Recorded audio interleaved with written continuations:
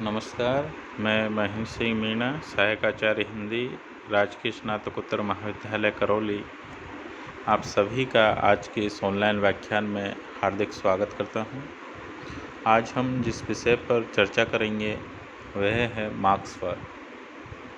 मार्क्सवाद एक ऐसी विचारधारा के तौर पर जाना जाता है जहां देश दुनिया के तमाम देशों, वहां की सरकारों, बुद्धिजीवियों, राजनेताओं द्वारा इसके बारे में कोई न कोई राय कायम की गई, चाहे वो पक्ष में हो या विपक्ष में। अकादमिक जगत की बहसें और ज्ञान विज्ञान की हर शाखा, चाहे वह राजनीति शास्त्र हो, समाजशास्त्र हो, दर्शन हो, इतिहास हो, अर्थशास्त्र हो या फिर साहित्य हो, सभी में मार्क्सवाद का अध्ययन अध्यापन किया जाता है और इसे समझने का प्रयास किया जाता है। इसके पीछे इसका प्रमुख कारण है कि इस विचारधारा ने जितना देश दुनिया को प्रभावित किया उतना किसी अन्य दूसरी विचारधारा ने नहीं। मार्क्सवाद के प्रणेता कार्ल मार्क्स थे।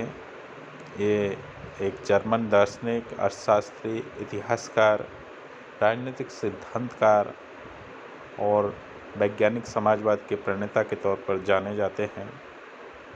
इनका पूरा नाम कार्ल हेनरिक मार्क्स था। इनका जन्म 5 मई 1818 को जर्मनी के प्रसा में हुआ था और इन्होंने दुनिया भर में कम्युनिस्ट आंदोलन के लिए वैचारिक ज़मीन तैयार करने का कार्य किया। 1847 में अपने मित्र फ्रेडरिक एंजल्स के साथ में मिलकर इन्होंने अंतर्राष्ट्रीय समाजवाद का प्रथम घोषणा पत्र, जिसे कि कम्युनिस्ट मैनिफेस्टो कहा जाता है, प्रकाशित किया। 1867 में इनकी दूसरी प्रमुख रचना द कैपिटल, जिसे हिंदी में पूंजी शीर्षक से प्रकाशित किया गया, सामने आई। मार्क्स द्वारा जो सिद्धांत प्रतिपादित किया गया उसे वर्ग संघर्ष का सिद्धांत कहा जाता है और उसी के माध्यम से वैज्ञानिक समाजवाद का सपना इन्होंने देखा। मार्च 14, 1883 को कार्ल मार्क्स इस दुनिया से कूच कर जाते हैं। ये कार्ल मार्क्स की प्रमुख कृतियाँ हैं। अब है मार्क्सवादी विचारधारा कि मार्क्सवादी विचारधारा क्या है। तो कार्ल मार्क्स की जो साम्यवादी विचारधारा है उसी को मार्क्सवादी विचारधारा कहते हैं। मार्क्सवाद मूलतः उत्पादन के साधनों पर सामाजिक स्वामित्व द्वारा वर्गहीन समाज की स्थापना का संकल्प लेता है। यह उन सभी आर्थिक राजनीतिक सिद्धांतों का समुच्चय है जिसे इनके कार्ल मार्क्स के अलावा इनके मित्र फ्रेडरिक एंजल्स और व्लादिमीर लेनिन और अन्य साथी विचारकों ने प्रतिपादित किया। ये मार्क्सवादी विचारधारा के प्रमुख हस्ताक्षर हैं। पहला जो चित्र आप देख रहे हैं वो है फ्रेडरिक एंजल्स, जो कि कार्ल मार्क्स के मित्र थे। दूसरे हैं व्लादिमीर लेनिन।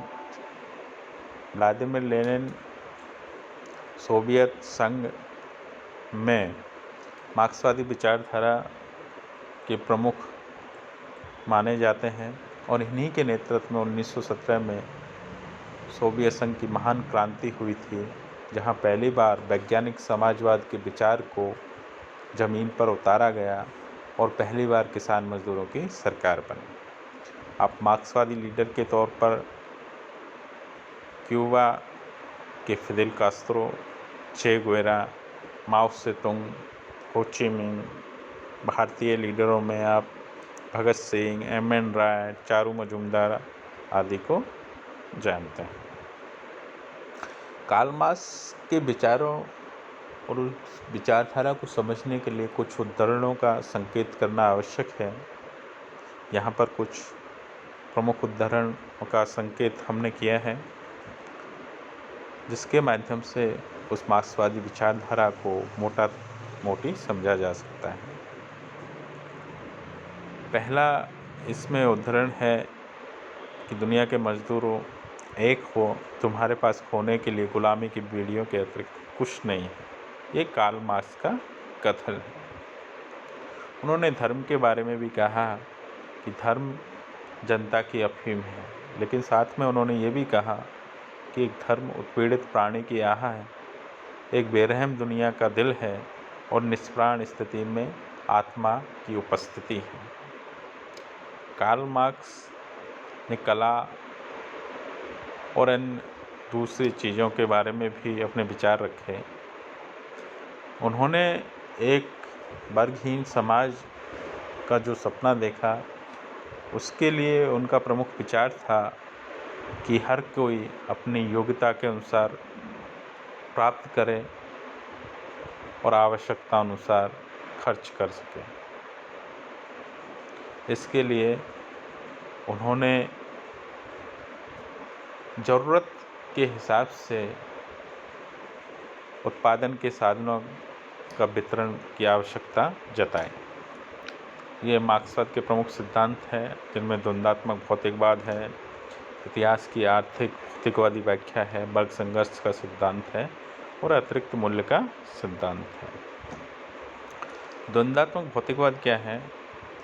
द्वंद्वात्मक भौतिकवाद के अनुसार मार्क्स का मानना था कि जो इतिहास में घटनाओं का जो क्रम है, वो सीधी सपाट रेखा में न होकर के उसमें 3 स्थितियों में, 3 चरणों में होता है। पहली स्थिति वाद की होती है, दूसरी स्थिति प्रतिवाद की होती है और तीसरी स्थिति संवाद की होती है।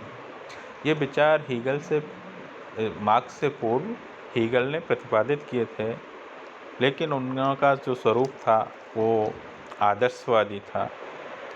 इन्होंने उसको नकार दिया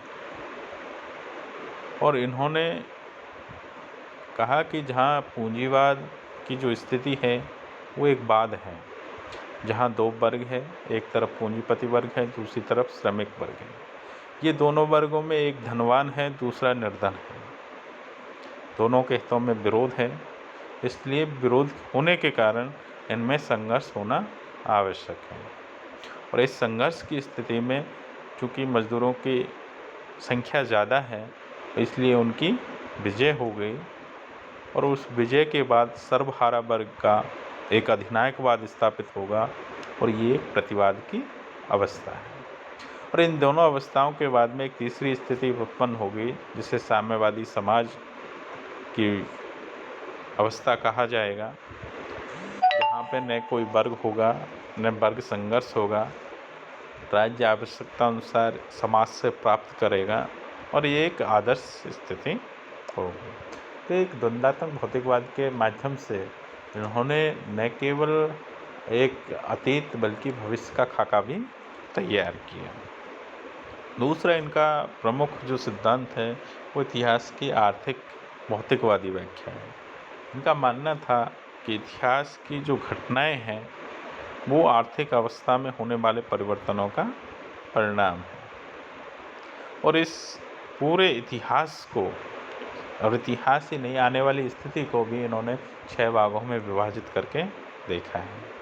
पहली स्थिति आदिम साम्यवादी अवस्था, दूसरी स्थिति दासता की, तीसरी सामंतवादी, चौथी पूंजीवादी, 5वीं श्रमिक वर्ग के अधिनायकत्व की अवस्था और 6ठी राज्यहीन वर्गहीन समाज की स्थिति। इनमें से प्रथम 4 अवस्थाएं हम लोग इतिहास का पार्ट है और आने वाली 2 अवस्थाएं जो है, अंतिम 2 अवस्थाएं, वो आने वाले समय का है। तो इस आधार पर उन्होंने इतिहास को रेखांकित करने का काम किया। मार्क्स ने एक अन्य सिद्धांत दिया, वर्ग संघर्ष का सिद्धांत। उनका मानना था कि अभी तक का जो समाजों का इतिहास है वो वर्ग संघर्ष का इतिहास रहा है। वर्ग संघर्ष में एक शोषणकारी वर्ग है, दूसरा शोषित वर्ग है, और इन दोनों में हमेशा संघर्ष होना आवश्यक है। आधुनिक काल में पूंजीवाद के विरुद्ध श्रमिक संगठित होंगे और पूंजीवाद को समाप्त कर एक सर्वहारा की स्थिति पैदा करेंगे और सर्वहारा की तानाशाही के बाद एक वर्गहीन समाज का सपना देखेंगे। ये मार्क्स के प्रमुख मानना था। इन्होंने सिद्धांत दिया अतिरिक्त मूल्य का सिद्धांत। अतिरिक्त मूल्य क्या है कि अतिरिक्त मूल्य उन दो मूल्यों का अंतर है जिसे श्रमिक पैदा करता है और जिसे वह वास्तव में प्राप्त करता है। यानी जो श्रमिक अपनी मजदूरी के माध्यम से जो कोई प्रोडक्ट तैयार करता है, बाज़ार में उसकी कीमत उससे कहीं ज़्यादा होती है। तो जो उत्पादन की जो लागत है और उसके परिणाम स्वरूप जो प्रोडक्ट तैयार हुआ और उसकी बिक्री से मिलने वाला जो धन है, उन दोनों में अंतर है।